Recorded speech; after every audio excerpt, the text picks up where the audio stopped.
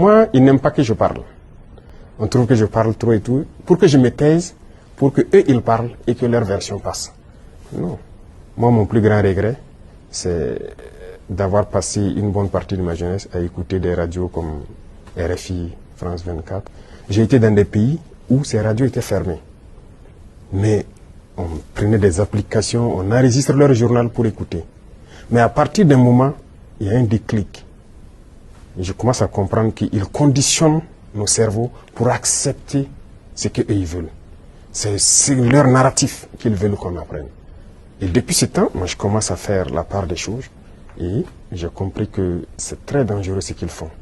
Et aujourd'hui, plus que jamais, je me rends compte qu'ils ont conditionné l'esprit, surtout des Africains. Et l'histoire africaine aussi, ils ont tout manigancé pour faire passer les mensonges.